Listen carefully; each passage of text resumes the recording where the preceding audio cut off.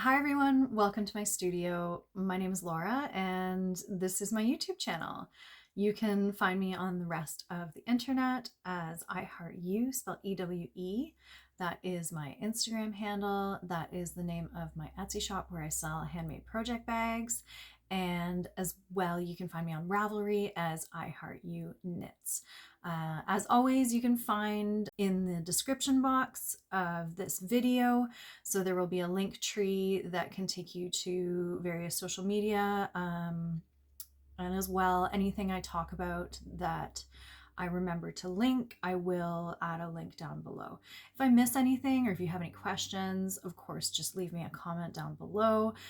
Project information sometimes you can find on Ravelry as well, but if that's not accessible, you can always just drop me a line somewhere else. So yeah, I think that's it for intro and information. I have some knitting to show you. I know the last episode I recorded back in June, I was a little shy on knitting content because I hadn't done a bunch of knitting.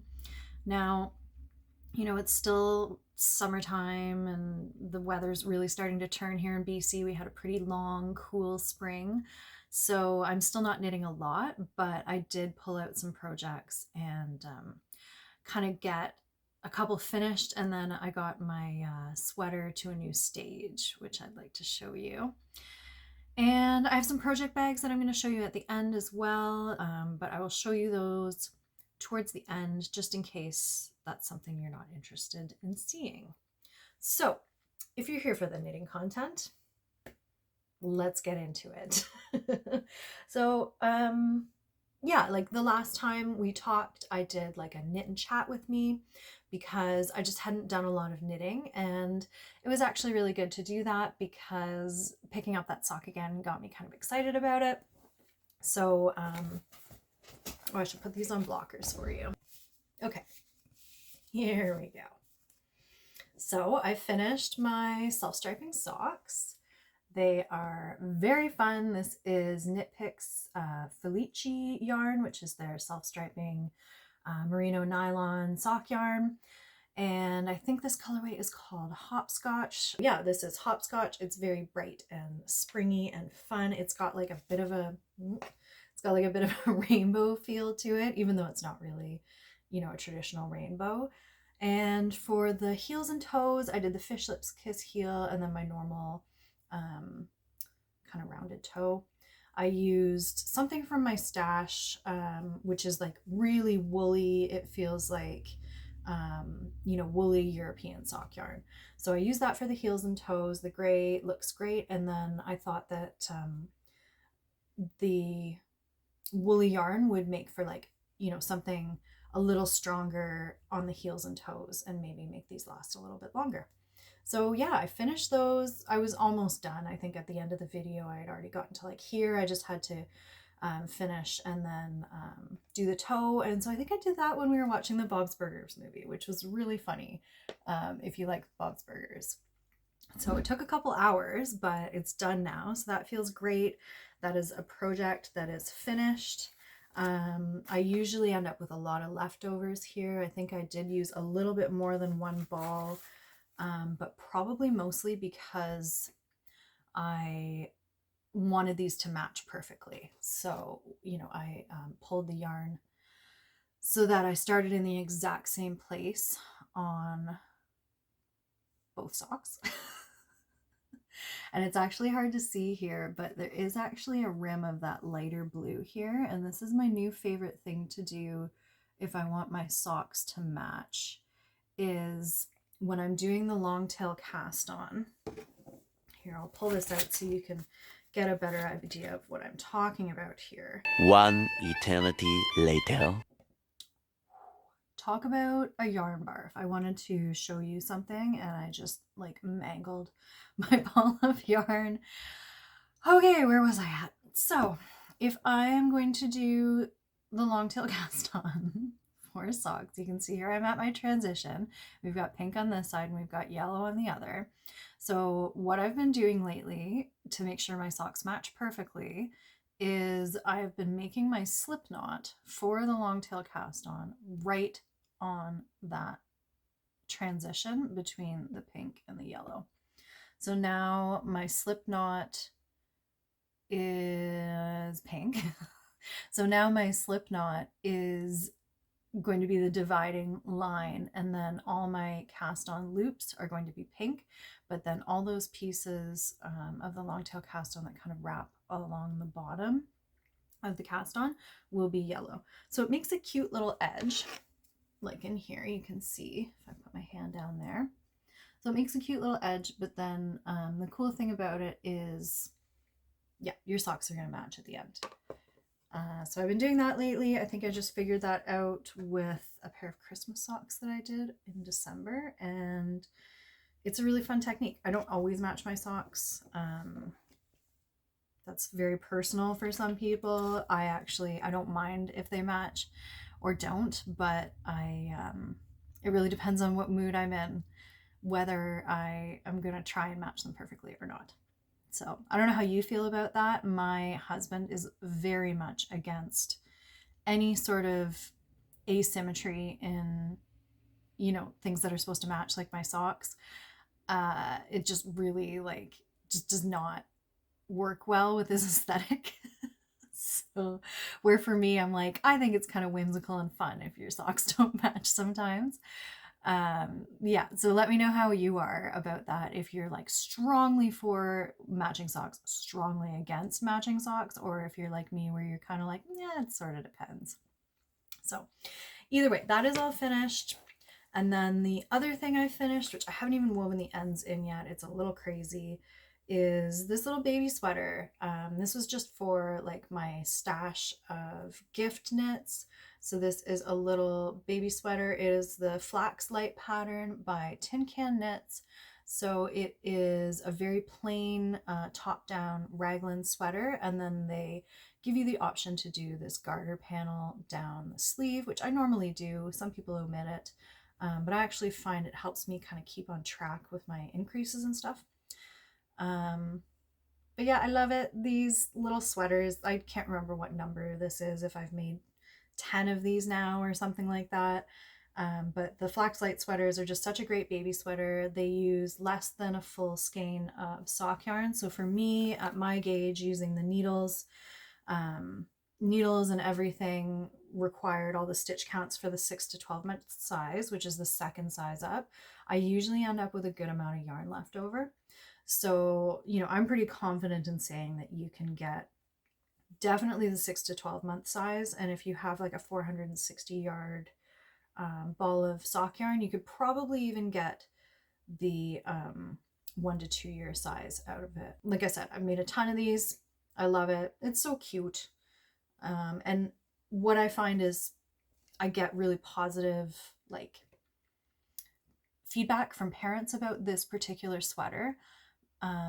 It seems to fit babies for a long time because it's really stretchy. And I think between the combination of it being wool, but also being the fingering weight, I think that it's a good weight of just a garment for a baby. Normally baby stuff is knit maybe in like sport or even like worsted, and then that just becomes like a really thick garment for a little one. So either way, for whatever reason, parents seem to love this. So I picked out this colorway. This is from the Fawn and the Fox, who doesn't dye yarn anymore, but I had a pretty good stash going of their stuff. The colorway is oh god, I'm not even gonna say that. This is the colorway.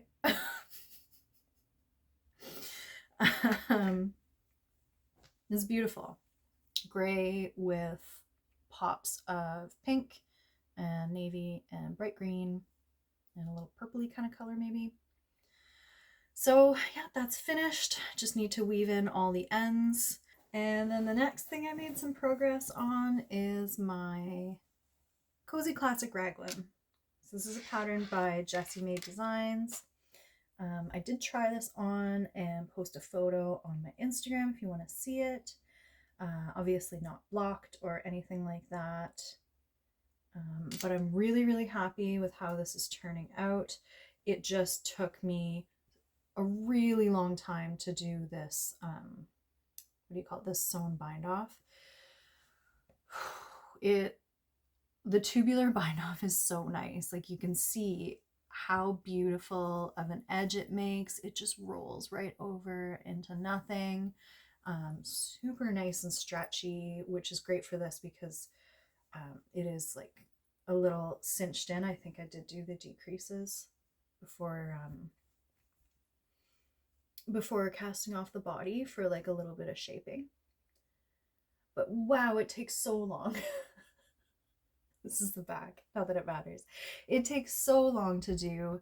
I think it took me like an entire episode of Grocery Girls to finish it, which, if you don't know, those are like 2 solid hours usually. So either way, I'm really glad I got it done. I actually saw the Grocery Girls a couple weeks ago had a new video that they were doing live, and I was like, okay, this is what I'm gonna do. I'm gonna watch the Grocery Girls and I'm gonna bang out this tubular bind off.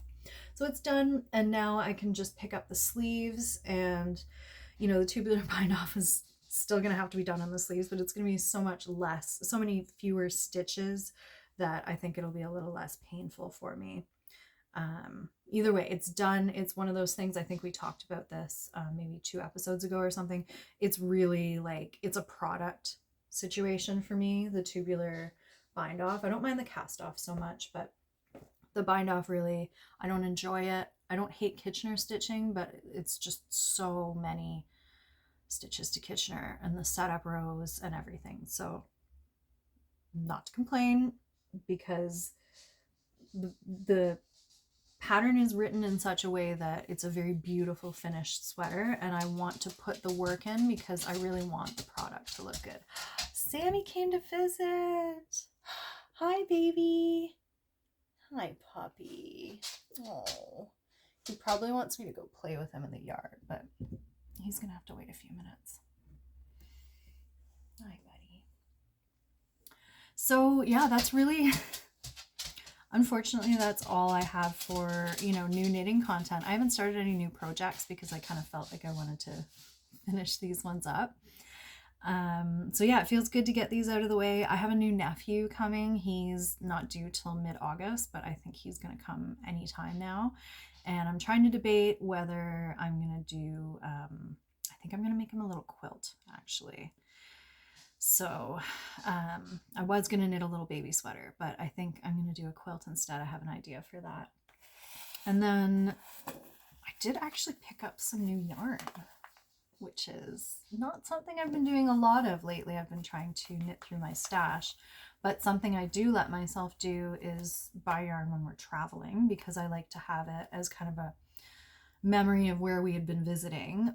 And I'm also letting myself definitely buy, a skein of beautiful natural farm yarn like this is going to get used. I can always use this to make like a neutral hat or something for someone. And most of my stash is hand dyed, bright, vibrant stuff. So either way, I don't buy a lot of yarn, but I did buy this yarn. And this is from the Glenora Farm. So there's kind of a fun story behind this. I was hiking with my husband. John and I did a hike on a section of the Vancouver Island Trail, which runs from Victoria all the way to the northern end of Vancouver Island. We were just doing a little section. I think we did about 50K of it. So we started in the Souk Hills Wilderness Park, and we did that whole trail, and then we were on it's like the old rail trail that goes up behind Shawnigan Lake and the Kinsale Trestle. And we had originally planned to go to Lake Cowichan, but I developed some pretty intense blisters, and we weren't sure if we knew we'd be able to do the hike in time, but we weren't sure if we would be able to get back to our vehicle and then get the vehicle to the ferry and get back to Pender Island on time for my husband to go back to work. So we ended up cutting our trip a little early. I do have a point here.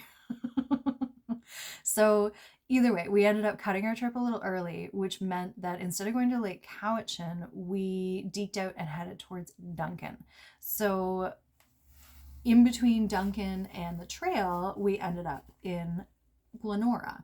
Glenora is a really small farm town. outside of Duncan, very agricultural. We wanted to go get like a cold beverage. So we decided to go to the Glenora store. And super cute little store. If you're ever around Duncan, you should go to Glenora. It's like 5 or 7K outside of Duncan. And we got a sample of amazing pie. And my husband had a really good sausage roll. And then I was sitting there and looked up and there's a whole wall of weaving and yarn in this little like gas station, bakery, convenience store situation. So that's kind of the way it always goes, right? Knitters just find yarn. So I was so excited. I think this was like $10. It was such a great price. It's 100% wool. It's a Cotswold and a colored crossbreed. So I'm guessing this is from one sheep. And it's a Cotswold cross color sheep that this came from. I could be wrong. The yarn could be a blend, but that's what I'm guessing from this label. Yeah, 110 grams, 146 meters. So either way, I was really happy to have this in my stash. I grabbed it and put it in my backpack. And we kept walking to Duncan. And then the coolest thing though, and the reason I wanted to mention this and kind of bring attention to this is then when I got back home, I took a photo of this and I went to tag it. And that was when I realized that the Glenora Farm is a nonprofit community farm. And the whole goal of this farm is to provide resources and income opportunities and housing for people living with disabilities. So I just thought this was another awesome level. Like, I'm always happy to buy yarn, but then I was really happy to see that I had inadvertently, supported a charity that I would have definitely supported otherwise if I had known, of course. So yeah, all that to say, if you have some time, you can check out their website, glenorafarm.org. I don't know if they sell on their website. They do have a like weaving place right beside that convenience store in Glenora. It was closed, so I couldn't go into it. But I'm sure you could get a ton more information on the farm there as well. So yes, I just wanted to draw some attention to that because I think that the idea of giving someone who doesn't have a lot of opportunities or resources to help them a place to live, as well as a community to be part of, to be part of animal husbandry and, agriculture and, living on the land is really important to me. And providing an income opportunity in that, people living on the farm are learning skills, as well as being able to use those skills to then provide a bit of income for themselves. These are all fantastic things. So yeah, it's a very fun little skein of yarn. I'm not sure what I'm going to do with it, but I'm really happy I picked it up. And I think that's pretty much it for me for knitting content. I do have some project bags from my last update that I want to show you, and I actually am working on another update, which you can see here. So the last update I did in the Etsy shop was all kind of like oceany type fabrics.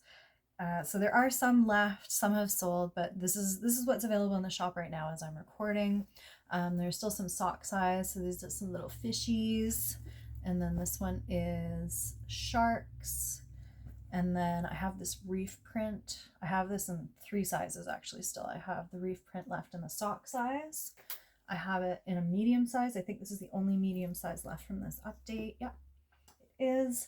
And then I also have it in the XL bucket size, which is like big, beautiful bucket for your big projects. You can see I've got the 3 pockets in there. And I think that is also the only XL bag in here that's left. So this reef print, but I do have a couple in my large size, which I sometimes forget to make. So I've been trying to make a more a better effort to make more large bags to put in the shop, because this large size is awesome. This used to be the biggest bag in my shop before I started doing the buckets. They also have a single pocket on the inside, just one slip pocket here where you can put some notions and things, and they're quite roomy as well. I would call this like a maybe like a four or five skein bag, and then the bucket bag would be like 6+ skeins. So I had wow. So I had this boat print with the whales on the back. I have this calamari print left, little squids. And then I have this one, which is like tattooed mermaids. You can see they have little tattoos on their fronts and backs. And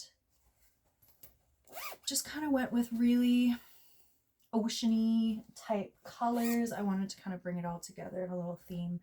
And then these weren't from the latest update, but I actually still have these left from the Ruby Star update. And I wanted to show them again because they're awesome. So this is all metallic gold on here with this beautiful creamy background. I've got this one with the metallic base, and then I did this one with the linen base as well. And then I have that same octopus bag in this color as well with the bright pink and the blue. And then my next update, I am going to be putting these and some others in on July 29th. So you can look for these. I've only finished the small and medium sizes, but I do have a couple large and a few bucket bags to finish as well. But I did kind of different prints this time. I wanted to do something a little different from my normal color scheme. And so I went with like these kind of like greens and browns and creamy colors. And then I picked up these beautiful like little foresty prints because they appealed to me so much. So this one has little foxes and little mushrooms on it. And then this beaver print, this is what started this whole update, was these two beaver prints. I was shopping online and I just fell in love with them. And so I wanted to base, my next kind of update all around that. So yeah, just lots of neutrals, lots of grays and cream and brown and green, these little mushrooms. And then in the larger, there's in the medium, I have that same beaver bag in two different colors. Have that same little forest print. And then I had a little bit of this print left, so I made a bag. These are little like bears. And as well, this is an old Melody Miller print with like kind of foxes and little sort of mountain vibes as well. So yeah, those will be in the shop on the 29th of July. And then I need to take my sewing machine in to get serviced, which last time I checked with them, it was about 3 to 4 weeks. So I'm going to take a break. This is going to be really nice for me. I'm going to take that time off because I can't sew if I don't have my sewing machine. So I may cut some bags or something like that. I do have plans for a really cool update coming maybe late August, early September. It's a collaboration with a local screen printer. She's not a screen printer, actually. She does, she carves her own stamps and then stamps stamp stuff. So I have this collab coming up with them. They are obviously a very busy artist, and so we're just kind of working out timing wise when they can do the prints for me. But yeah, more information on that soon. So yeah, I will let you know who this artist is and what's going on in the next few weeks. But yeah, I think that's all the information I wanted to give you. This whole recording felt like it was kind of going off the rails the whole time. So I hope this comes together in what do they call it, post-production and editing. Yeah, I hope you're all having a great summer if you're in the northern hemisphere, and winter if you're in the southern hemisphere. I hope you're enjoying yourself, and I hope your crafting is leaving you feeling very fulfilled. And I'll see you again in probably like another 3 to 4 weeks. And then, coming fall, we'll get a better schedule going. So if you're still here, thank you so much for sticking it out with me. I really appreciate all of you, and I am always happy once I sit down to start talking. Sometimes it can be really difficult for me to get in this seat ready to record, but once I do, it always does really feel like I'm actually connecting with someone, even though I'm just talking to a box. So thank you for that. Have a wonderful few weeks, and I will see you again soon.